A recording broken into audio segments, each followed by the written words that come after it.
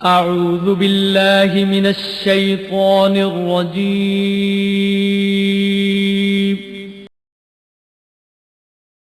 بسم الله الرحمن الرحيم.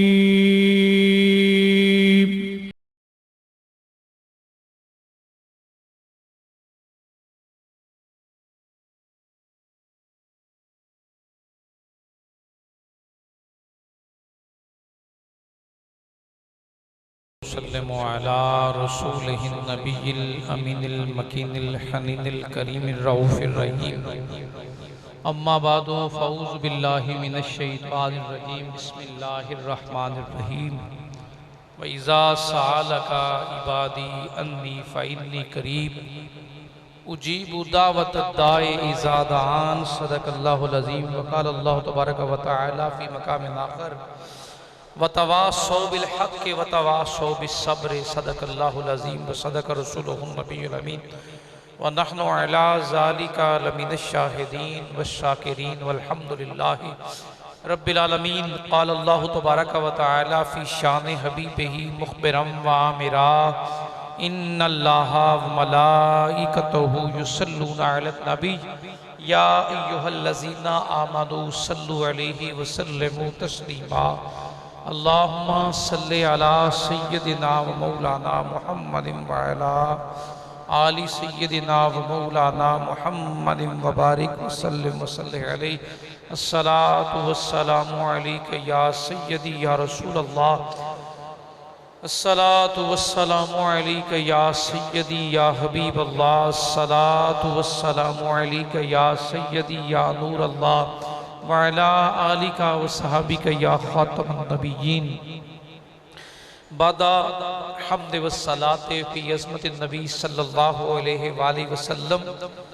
इज़्ज़त मां मुअज़्ज़ज़ व मोहतशिम सामीन किराम, दोस्तान महफिल, हाज़रीन इज़्ज़ाम, अल्लाह जल्ल मजदहू का जितना भी शुक्र अदा किया जाए वो कम और थोड़ा है कि जिसने अपने खूबसूरत तरीन जहान के अंदर जिंदगी का एक दिन होर अता फरमाया। दोस्तान मुकर्रम, अल्लाह रब्बुल इज़्ज़त के करम और अल्लाह रब्बुल इज़्ज़त के इनाम बेशुमार हैं, तो उसके सारे इनामात, सारे एहसानात हमेशा के लिए दायमी हो सकते हैं अगर बंदा अपने मजाज में शुक्र का खूबसूरत तरीन जुमला पैदा कर ले। मजाज में अगर शुक्र आ जाए, जिस हाल में भी हूं या अल्लाह तेरा शुक्र है, शिकवे खत्म होकर शुक्र और सब्र आ जाए, शुक्र और बोलिए सब्र आ जाए, तो अल्लाह के दरबार में नेमतों को हमेशा के लिए होना भी मिल सकता है। चंद घड़ियों की थोड़ी सी सकत के बाद हम अपने रब की बारगाह में शिकवा करने लगते हैं, तो शिकवों का जवाब सब्र और शुक्र में है। बोलिए सब्र और शुक्र में है। सब्र इतना ज्यादा अहम है कि मेरे रब ने इसका कई मुकामात पर जिक्र फरमाया। जिस चीज की ज्यादा जरूरत हो तो वो ताईद और ताकीद भी ज्यादा की जाती है। अल्लाह रब्बुल इज़्ज़त ने बड़े मुकामात पर इरशाद फरमाया, वस्बिर, सब्र करिए, रुक जाइए, ठहर जाइए। और फिर फरमाया वस्ताइनु बिस्सब्र वस्सलात, मदद चाहिए तो नमाज और सब्र से मदद लो। और फिर फरमाया सुम्मा काना मिनल लज़ीना आमनू वतवासौ बिस्सब्र वतवासौ बिल मरहमा, कि हमने उन्हें नसीहत करने के लिए कहा तो मोमिनों से कहा कि सब्र की तलकीन किया करो। सब्र वाला होना, सब्र का पहलू होना, ये बार बार अल्लाह ने कुरान पाक में सब्र की जो ताकीद फरमाई है, और सूरत असर में फरमाया वतवासौ बिल हक़्क़ि वतवासौ बिस सब्र। वो अल्लाह की बारगाह में शानों वाले हैं जो नसीहत करते हैं सब्र करने की और हक बात करने की। इतने मुकामात पर जो सब्र की तलकीन हुई है। और फिर फरमाया इन्नल्लाह युहिब्बुल साबिरीन इन्नल्लाह मअस साबिरीन, अल्लाह सब्र करने वालों को पसंद करता है और सब्र करने वालों को अल्लाह रब्बुल इज़्ज़त अपना साथ अता करता है। अल्लाह सब्र वालों के साथ है। एक बात से नशीन कीजिए, कुरान के इस मजमून को ज़िद में रखकर इतना ज्यादा सब्र का ऐलान होना और बयान होना क्या जाहिर करता है? अल्लाह ने जो इतनी ज्यादा सब्र की तलकीन की है तो इसके पीछे राज क्या है? अल्लाह ने इतना सब्र क्यों कहा? सब्र वाला होना, सब्र मंद होना, सब्र करना कहां? जहां जरूरी हो, जहां पे आपके और हमारे सब्र के मामले में देखा जाए कि सब्र को इतना ज्यादा अल्लाह ने बयान क्यों किया है, तो जवाब सीधा सा है, इसके बाद अल्लाह के इनाम बड़े मिलने हैं, इसीलिए सब्र की ताकीद ज्यादा होगी। सब्र के साथ जो इस्तिकामत में इंसान को रूज मिलता है अपने मामलात में, मैं जैसा हूं मैं ऐसा हूं, मेरा भाई जैसा है ऐसा है, मेरा कारोबार आज 10% पे चल रहा है, कल को 40 पे होगा। झूठ बोलना, चोरी करना, डाका मारना, खयानत करना, बेसब्री के मुजाहरे, बात बात पे लड़ने मरने के लिए तैयार हो जाना, ये वाले मामलात इंसान को नहीं दिए गए।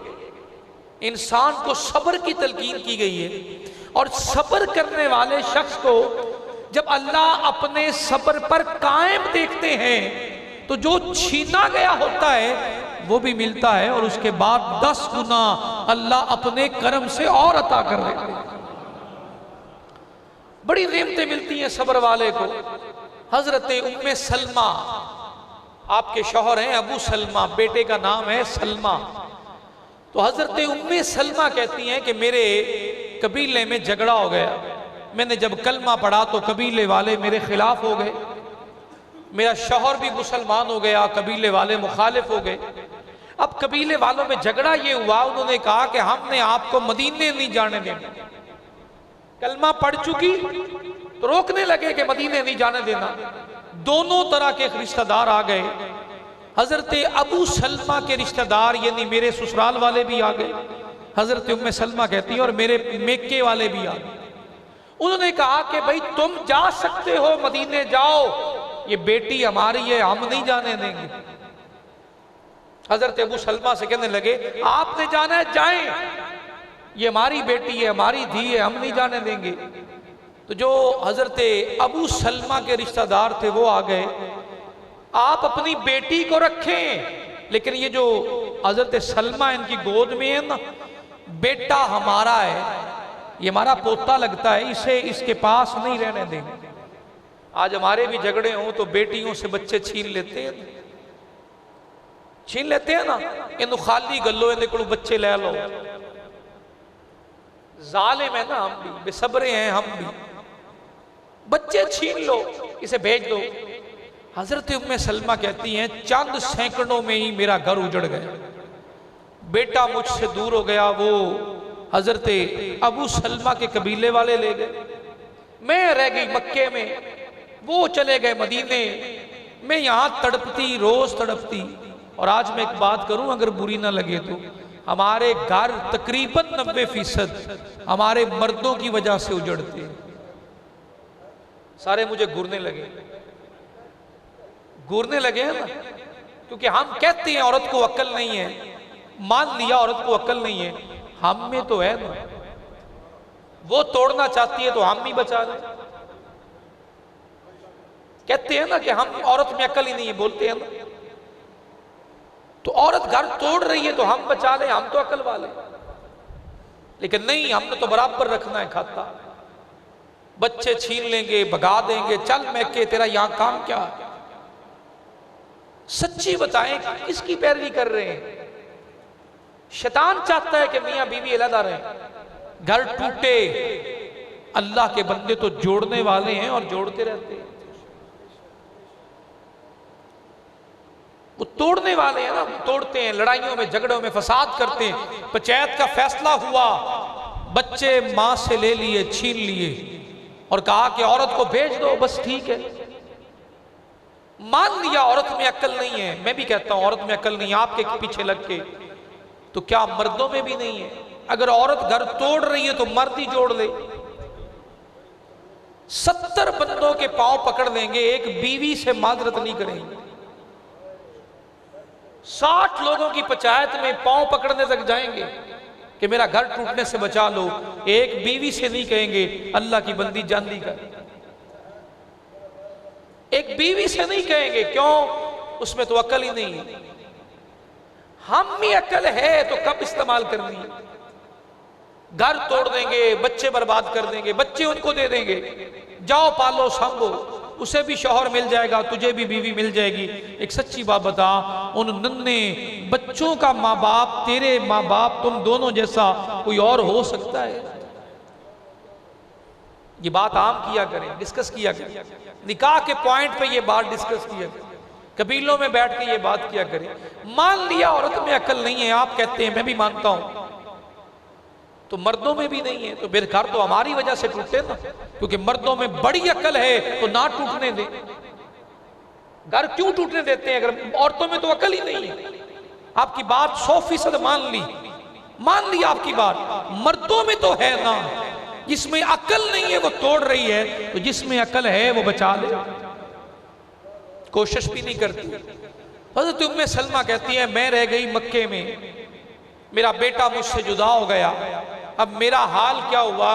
न काम में दिल लगता, न खाने को दिल करता।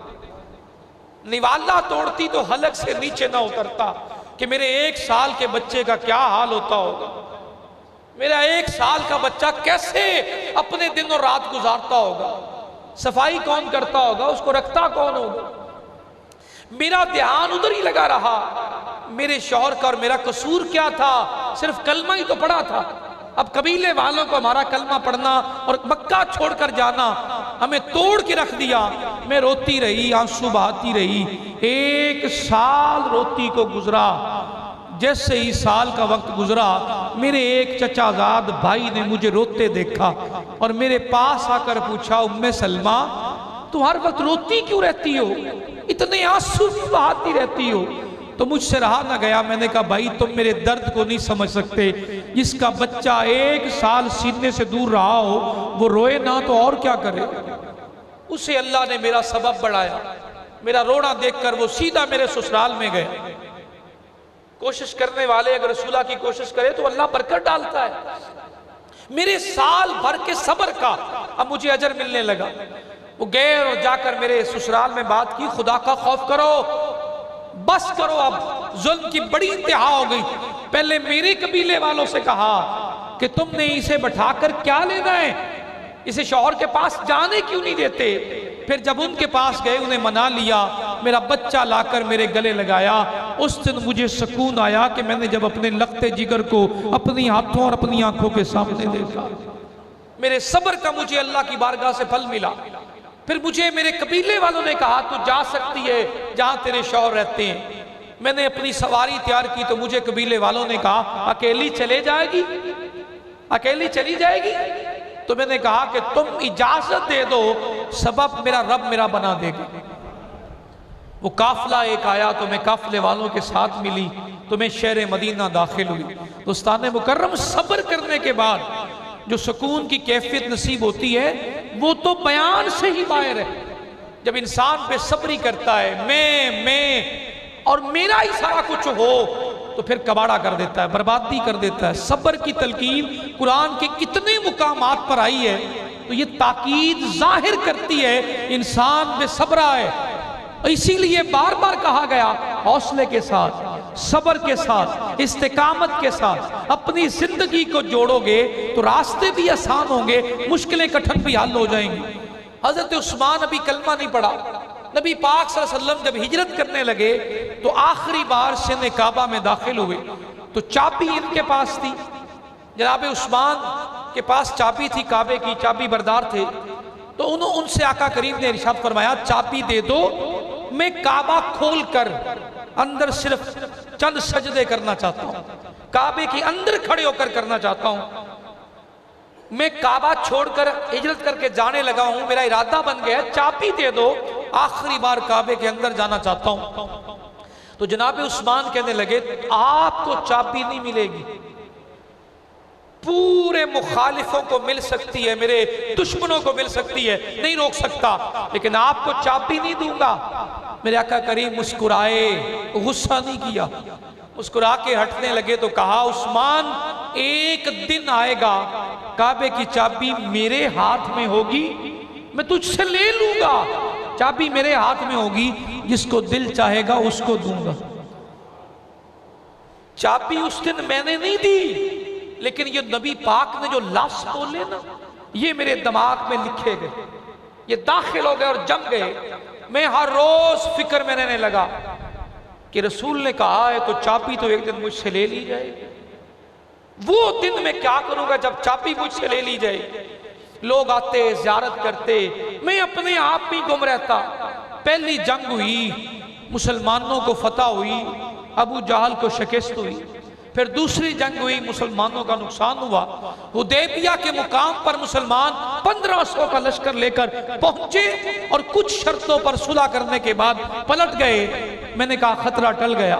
ठीक साल सवा गुजरा, 10,000 का लश्कर लेकर जब सरकार काबे में दाखिल हुए, मक्का में दाखिल हुए, मैं कांपने लगा। वो लफ्ज़ नबी पाक के बोले हुए मेरे अभी भी दिमाग में है, वो लफ्ज़ अब भी मेरे दिमाग में है कि एक दिन होगा काबे की चाबी मेरे हाथ में होगी, तुझसे ले लूंगा और जिसको चाहे उसको दूंगा। जनाब उस्मान कहते हैं मैं बड़ा परेशान होने लगा। जब काबे के अंदर दाखिल हो गए, सरकार ने बहुत सारे हटा दिए, से काबा साफ हुआ, मुझे आवाज देकर कहा, उस्मान इधर आ। सबकी गर्दनें झुकी हुई, मेरी गर्दन भी झुकी हुई। कहा चाबी लाओ, काबे की चाबी लाओ। चाबी मैंने सरकार के हाथ पे रखी, मेरे आंखों से आंसू थम नहीं रहे और दिल में खौफ और डर है। वो लफ्ज़ गूंज रहे हैं जो नबी पाक ने बोले हैं। और मुझे जब देखा, सर झुकाया हुआ, चाबी ले ली और लेकर फरमाया, उस्मान अब जरा करीब आना। जैसे ही मैं नबी पाक के करीब होने लगा, चाबी मेरे तरफ आने लगी, मेरे दिल में थोड़ा सुकून आने लगा। चाबी मेरी तरफ चली। सरकार ने फरमाया, उस्मान चाबी संभालिए। वो चाबी नहीं आई, नाल सीने में नूरे ईमान भी लेकर आई।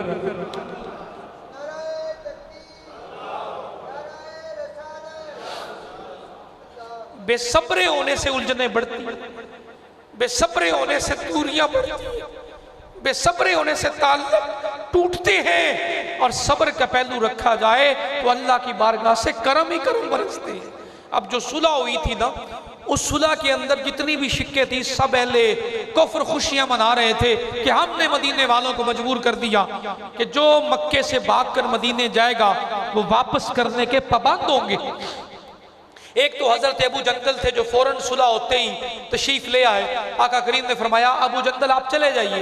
एक हजरत अबूल बसीर भी थे, वो भी जब कलमा पड़ा तो मक्के से भागकर मदीने आ गए। तो पीछे मक्के से 2 लोग लेने आए कि जी आपका मुआहदा था, आपका मुआहदा था कि जो मक्के से भागकर मदीने आएगा उसे वापस कर दिया जाएगा।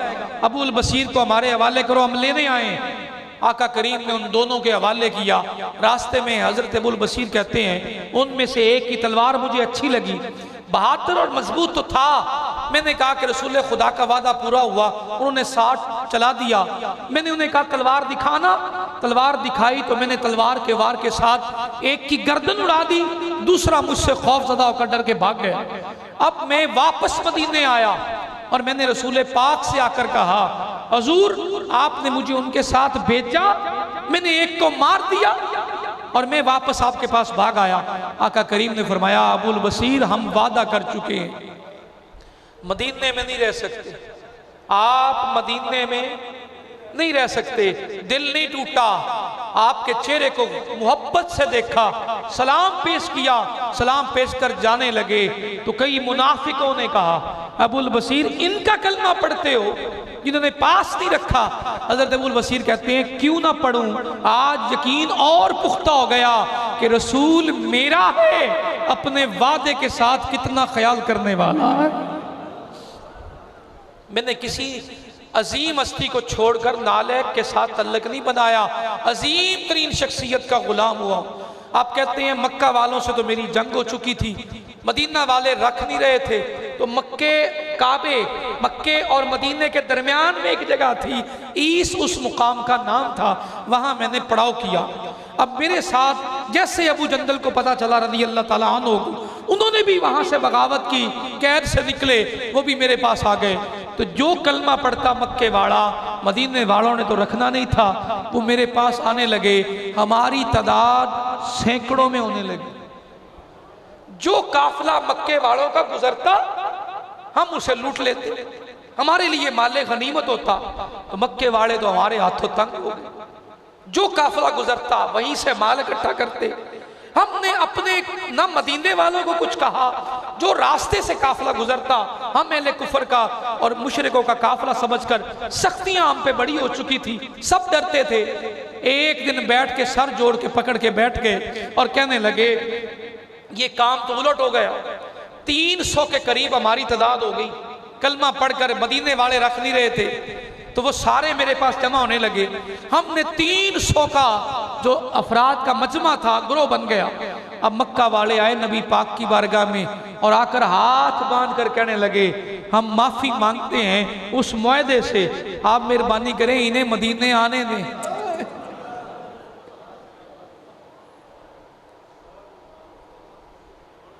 हमारे सब्र का अल्लाह ने अजर दिया, हमारे सब्र पर अल्लाह को करम आया, रहम आया। नबी पाक सल्लल्लाहु अलैहि वसल्लम ने पैगाम भेजा और कहा मेरे गुलाम अबुल बसीर से कहिए मदीने आ जाएं। हजरत अबुल बसीर कहते हैं मैं आखिरी सांसें ले रहा था, मेरी जिंदगी खत्म होने के करीब थी। मेरे दोस्तों ने आकर कहा कि मदीने वाले का बुलावा आया है, मदीने वाले ने कहा है कि मदीने में आ सकते हैं। तो मेरे हौसले की इंतहा होगी, मैं लेटा था उठ के बैठ गया, खड़ा हो गया, जिसम में ताकत नहीं थी। मैंने दोस्तों से कहा मुबारक हो, मदीने वाले ने अपनों में शामिल कर लिया। अशर का दिन होगा ना, नफ्सा नफ्सी का आलम होगा, तो मदीने वालों की आवाज आएगी क्यों तड़प रहे हो तुम तो मेरे। तो जब पैगाम मिला तो तैयारी शुरू कर दी, सब ने तैयारी शुरू कर दी। मेरा वक्त आखिरी आया, सांस मेरी रुकने लगी।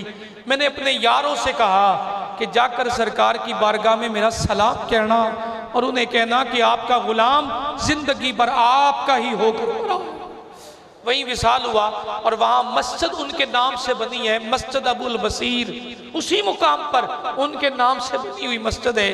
तो जिन्होंने सब्र का दामन नहीं छोड़ा, अल्लाह ने उन्हें कभी भी हमेशा हमेशा के लिए मरने नहीं दिया, उन्हें दुनिया से ले जाकर भी जिंदा रखा।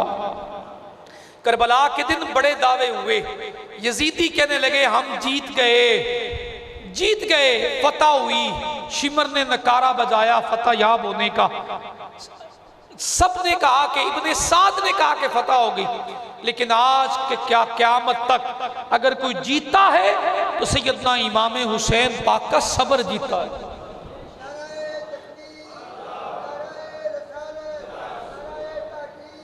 आप सही राह पर खड़े हैं तो सब्र का दामन ना छोड़िए, कामयाबी और फतह आपका मुकद्दर होगी। हक पर भी हैं, अपने हक पर रहते हुए भी बेसब्री का मुजाहरा ना करें, मुश्किलात खत्म होंगी। अल्लाह रब्बुल इज्जत आपके दरवाजे हमेशा के लिए अपनी रहमतों से भर देंगे। तो इस्तिकामत के अंदर सबसे बड़ा किरदार है तो वो सब्र का है, और सब्र के बाद दर्जा आता है दुआ का। जो हम दुआएं मांगते हैं, अल्लाह की बारगाह में आरज़ुएं करते हैं, उसके बाद ये निज़ाम है सब्र के बाद दुआ का। दुआ हौसला देती है। हम अपने रब से दुनिया से कट कर राज़ो न्याज करते हैं। हम रईसों के दरवाजे पर जाकर मांगेंगे तो एक बार दे देगा, 2 बार दे देगा, 4 बार दे देगा, एक वक्त आएगा दरवाजे से दुत्कार देगा। लेकिन ये दरवाजा ऐसा है, हम 5 वक्त मांग कर भी अपने घर नहीं पहुंचते तो जवाब आता है रात की तन्हाई में भी आके मांग लेना, मैं फिर भी दरवाजा खुला रखता हूं। दुआ इस्तिकामत को कायम रखती है, दुआ दिल से यकीन को टूटने नहीं देती है।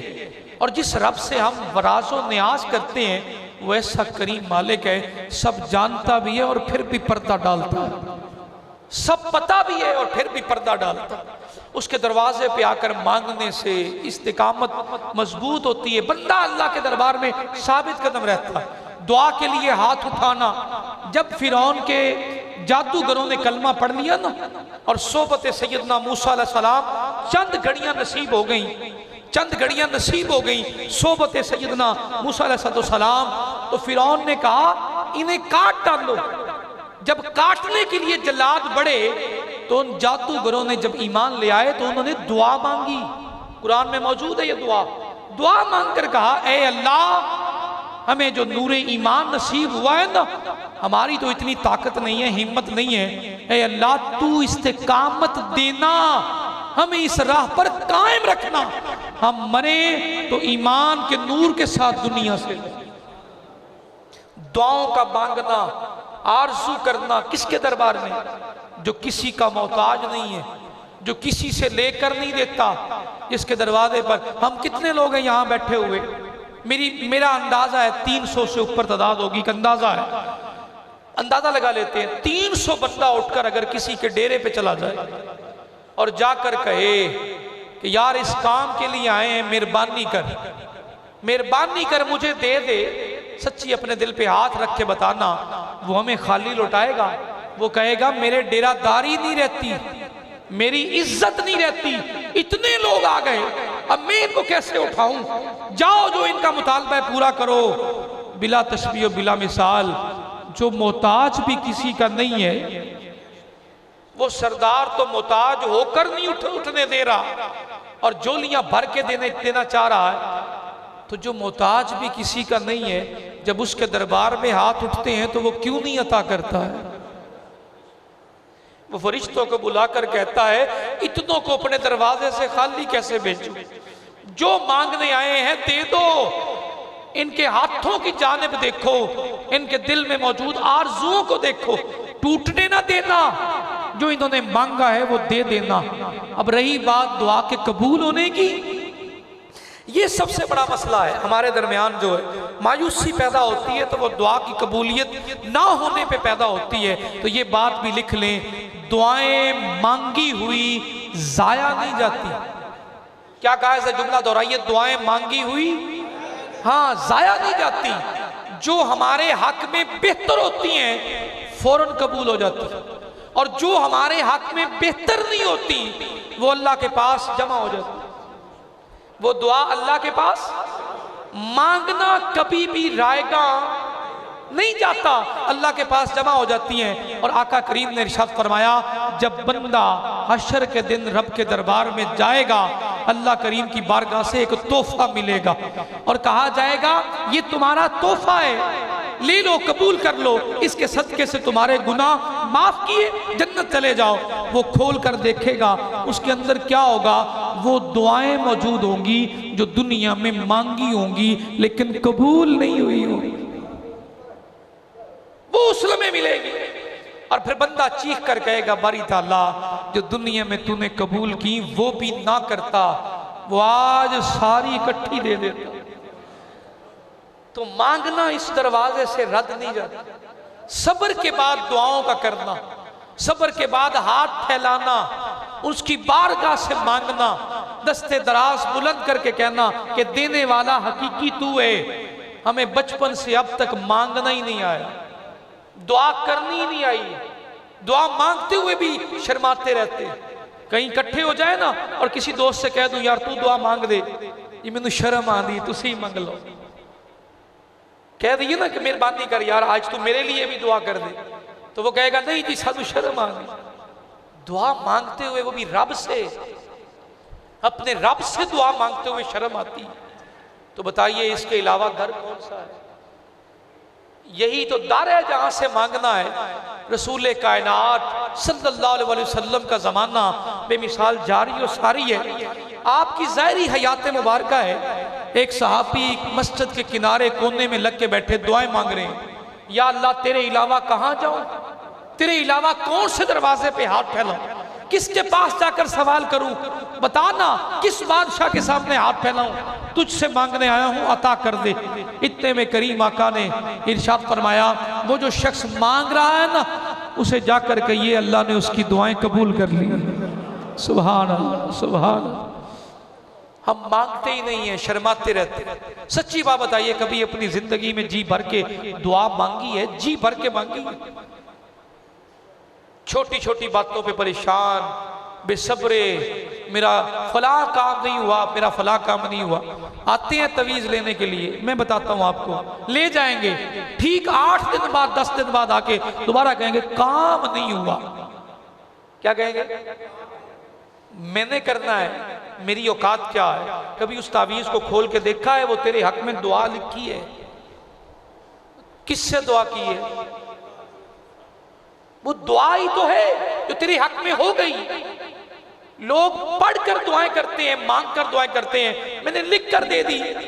वो दुआ है, खोल के देखना, उसके ऊपर लिखा हुआ है वमा अरसलनाका इल्ला रहमतल लिल आलमीन।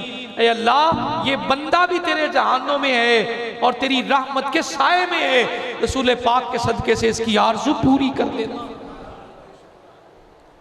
हमारी औकात क्या है यार? हम क्या कर सकते हैं? हमारे पल्ले क्या है? और रही बात पीराने इज़ाम के पास आकर तावीज लेकर ये गुमान करना कि तावीज काम करेगा, ये किसने कह दिया आपसे? ये यकीन कब से रखने लगे कि कागज के टुकड़े काम करेंगे? नहीं, काम आपका रब करेगा। जब तावीज ले जाकर दुआ तो आपने करनी है, या अल्लाह अगर ये दर दिखाया है, इसके पास भेजा है, तो करम की बारिश भी फरमा दे, रहमत की बारिश भी फरमा दे। हमारे पल्ले क्या है? मुझे तो इतना भी नहीं पता कि उठकर उस दरवाजे पे भी जाना है कि नहीं जाना। पिराने इज़ाम के पास। और दूसरी बात रह गई, आखिरी इस पे हिस्सा शामिल कर लेता हूं। ये मेरा आज के मौजू में जो मैं बयान किया था वो था नहीं, लेकिन शामिल कर रहा हूं। इसके बाद दुआ के बाद जो अगला कर्म है वो है अच्छी सोहबत हासिल करना, नेक लोगों के पास बैठना। बोलिए मैंने क्या कहा? नेक लोगों के पास बैठना भी इस्तिकामत की वजह बनता है। वो टूटने नहीं देता, राह से, गुमराही से राह पर ले आता है।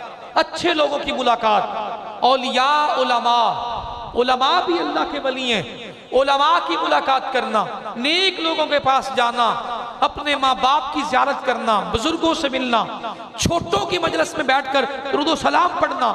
नेक सोहबत भी इंसान पर अपने असर मुरत्तब करती है और इस्तिकामत को कायम रखती है। मिसाल देके समझाता हूं, मेरे करीम आका ने इरशाद फरमाया, ये मिसाल नबी पाक ने दी है।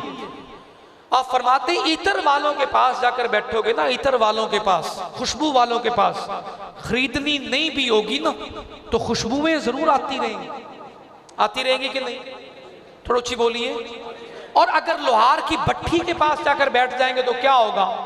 सेक भी मिलेगा, तपश भी मिलेगी, सख्ती भी मिलेगी, चिंगारियां उड़ेंगी, कपड़े भी जला सकती हैं। तो सोहबत इंसान के मजाज पर बड़ा असर डालती है। अच्छे लोगों की सोहबत इंसान को कायम रखती है, मजबूत करती है, इस्तिकामत अता करती है।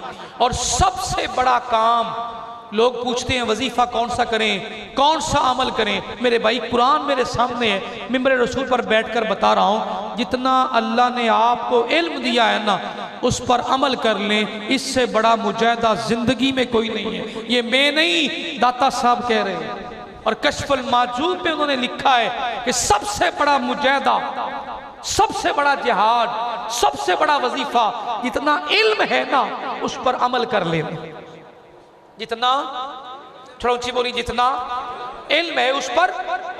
और सोबत क्या असर करती है? गुमराही से निकालकर हिदायत के रास्ते पे ला खड़ा करती है, इस्तिकामत का रास्ता अता करती है, टूटने नहीं देती, दिल जुड़ा रहता है, बंदा तवक्कुल करता है, सीख जाता है अपने रब की जात पर, हटता नहीं है।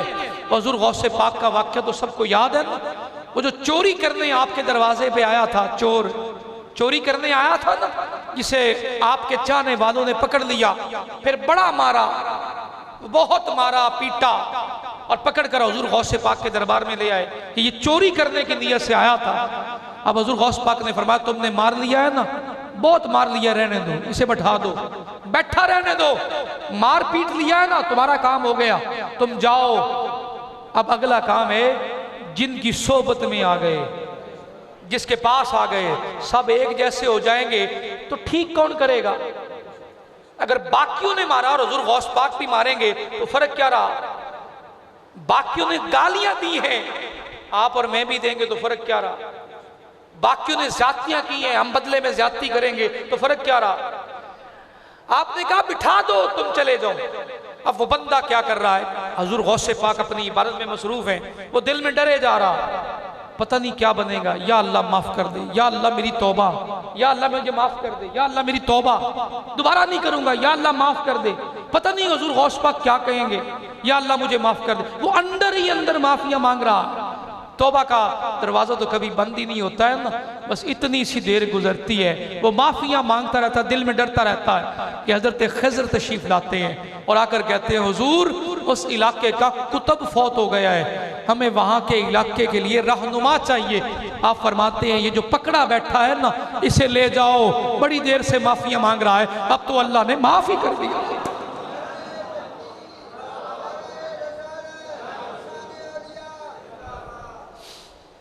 सोबत जो रंग चढ़ाती है वो नस्लों तक बाकी रहता है। वो आए थे तो गुमराहियों के साथ आए थे, ज्यादती के साथ आए, गए हैं तो अल्लाह के करम के साए में गए। अच्छे लोगों की संगत ऐसे ही है जैसे मेरे भाई लोहे की फितरत है, चाहे आप एक सुई के बराबर भी लोहा उठा ले तो पानी में डूब जाएगा, और लकड़ी इस पूरी छत के बराबर भी लकड़ी आप इकट्ठी करके पानी पे फैला देंगे, वजन टनों के हिसाब से भी रखेगी तो तैरेगी। उसकी किस्मत में तैरना है तो दोनों की मुलाकात होती है तो लोहा कहता है तैरने को बड़ा दिल करता है, मैं तैर नहीं सकता, डूब जाता हूं। तो लकड़ी कहती है मेरे से हाथ मिला लो, मेरे से हाथ मिला लो, हम बड़े ऐबी हैं, हम बड़े गुनाहगार हैं। अल्लाह के वली कहते हैं एक बार हाथ मिला लो, हम भी तैर रहे हैं, तुम्हें भी डूबने नहीं देंगे। वो इस्तिकामत का रास्ता मिलता है, मोहब्बत का रास्ता मिलता है, वो सिखाते हैं, हसद की सफाई कर देते हैं, बुग़्ज़ निकाल देते हैं। जो जो डूबने के मरहले होते हैं वो सारी चीजें हटाकर कहते हैं आओ हम तैर रहे हैं तो तुम्हें भी तैरना सिखाएं। इस मैदान के अंदर हमारा भी वही काम है जो आपके जिम्मे लगा हुआ। मेरे इंतहाई वाजिब उल एहतराम दोस्तों, इस्तिकामत के अंदर ये बुनियादी चीजें हैं, सब्र का आ जाना और दुआ से राब्ता ना टूटना, शुक्र करना और अच्छे लोगों की चुन चुन कर नेक लोगों की संगत और सोबत में जाना। पता चल जाए ना कोई आलिम दीन आ रहा है तो जाया करिए, महफिल में बैठा करिए। किताबें वो सुकून नहीं देती हैं जो किसी आलिम दीन की मजलिस में मिल जाता है। किताबों में वो लुत्फ नहीं आता, इल्म मिलता है, मैं इससे इनकार नहीं करता, बंदा इल्म हासिल कर लेता, लेकिन जब भी बदलाव चाहेंगे कि मेरे मजाज में बदलाव आए तो वो मुलाकात ही देगी, वो संगत ही देगी, वो सोहबत ही देगी। तो पीर खानों पे जाके अपने मुर्शद के पास बैठना सीखना, वहां जाके अपना आप ना बना बयान करना कि मैं ये कुछ हूं, मैं वो कुछ हूं। वहां बैठे रहना, सुनते रहना। जो नेक संगत होती है वो डूबने नहीं देती है, वो उरूज अता करती है, और वो संगत मुर्दा दिलों को भी जिंदा कर देती है। उनके अंदर बड़ी कशिश होती है, बड़ी मोहब्बत होती है, बड़ी चाहत होती है। जिसे जहां की तलब हो अल्लाह वहां पहुंचा देता है। और मेरे भाई जो दुआ का रास्ता है ना, मैं फिर शामिल कर रहा हूं, दुआओं का रास्ता कभी छोड़ना नहीं चाहिए। मायूसी घेरा डाल, मायूसी, इससे बढ़कर जिंदगी के अंदर कठिन मरला क्या आएगा जो हजरत ज़करिया ने गुजारा। बताइए ना, अभी तो मैंने नबियों की दुआएं शुरू नहीं की हैं। अंबिया एक जुबान से निकलता है, कुदरत पूरा कर देती है, उन्होंने भी दुआओं का रास्ता नहीं छोड़ा। उम्र सारी बीत गई, औलाद नहीं हुई। हजरत ज़करिया दुआएं मांग रहे हैं, या अल्लाह औलाद दे दे, या अल्लाह औलाद दे दे। एक दिन आकर हुजरा हजरत मरियम पाक में देखते हैं कि मौसम के बगैर वाले फल मौजूद हैं और सैयदा मरियम पाक का हुजरा बाहर से बंद है, और कफालत में भी आपकी है, निगरानी भी आपकी आपकी में है। आप आकर पूछते हैं बेटी मरियम ये इतने फल कहां से आए, ये कहां से मिले? तो हजरत मरियम जवाब में अर्ज करती हैं मेरे रब की तरफ से आए। मरियम इनके तो मौसम ही नहीं है, सलामुल्लाह अलैहा, इनके तो मौसम ही नहीं है, फिर इतने फल कहां से आए? कहा यही तो मेरे रब की कुदरत है, वो जो चाहता है कर सकता है। मिन इंदिल्लाह, ये मेरे अल्लाह की तरफ से है। अब हजरत ज़करिया अपने आप की जानिब देखते हैं, दिल की तरफ देखते हैं, जहां सुकून ही सुकून है, सब्र ही सब्र है। हाथ उठाकर कहते हैं, ए अल्लाह, मरियम अपनी बंदी को बगैर मौसम फल देने वाले तेरी बारगाह में आरजुमंद हूँ। रब्बे हबली मिन लदुनका ज़ुर्रियतन तय्यबा, तो मुझे भी पाक औलाद दे देना, तो मुझे भी पाक औलाद हिबा कर देना। ऐ पालने वाले, हबली मुझे दे दे, तोहफा कर दे, गिफ्ट कर दे, औलाद दे देना। जब ये दुआ मांग ली, मांग तो चुके, अब अल्लाह ने जवाब भेजा, कहा तेरे सब्र के नाम, तेरे यकीन के नाम, तेरी इस्तिकामत के नाम, तेरी बंदगी के नाम, तेरी इज्जत के नाम, तेरी बुजुर्गी के नाम, तेरे मेरे रास्ते पे चलने के नाम, इन्ना नुबश्शिरुका बेगुलामिन इस्मुहु यहया, हम खुशखबरी देते हैं आपको यहया का बाप बना रहे हैं।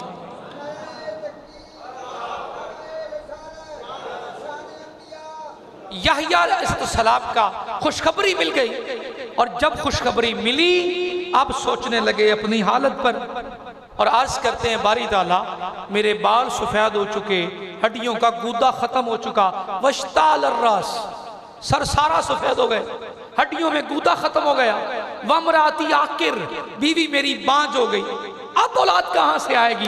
तो जवाब आया, कुदरत अपने रब की देखनी है तो 3 दिन अपनी जुबान को खामोश रखो, ला तुकल्लिमन नासा, 3 दिन तक, सलासता अय्याम, 3 लयाल, 3 रातों तक लोगों से बात नहीं करनी, कलाम नहीं करना। हम तो शोर मचाते फिरते, थोड़ी सी नेमत मिल जाए। ये टॉपिक अगले जुमा पे रखेंगे कि नजर का लग जाना और मशहूरी करना इंसान को नुकसान पहुंचाता है, खामोश रहना नेमत को दायमी करता है। ये नबियों की भी सुन्नत है और अल्लाह का भी हुक्म है। चले नजर बद क्या होती है और कैसे इंसान पर रिएक्ट करती है, अगले जुमातुल मुबारक पे इसी उन्वान के साथ बात करेंगे, और साथ ही ये हिस्सा शामिल करेंगे कि अल्लाह रब्बुल इज्जत ने अपने महबूब नबियों की जो 8 दुआएं, अंबिया की दुआओं को शामिल करेंगे कि उन्होंने क्या क्या दुआ मांगी। जब ये मांग चुके तो जवाब आया, 3 दिन तक कलाम नहीं करना। हमने आपको याहिया की खुशखबरियां दी हैं। हजरत याहिया पैदा हुए और लोग हैरान हैं अल्लाह की कुदरतों पर। दुआ मांगी हजरत ज़करिया ने, सिर्फ मायूसी नहीं, सब्र और इस्तिकामत, इंसान अपनी मंजिलें पा लेता है। इन्हीं अल्फाज पे अपनी गुफ्तगू को रोक रहा हूँ। अल्लाह करीम मुझे पहले और आपको अमल की तौफीक अता फरमाए।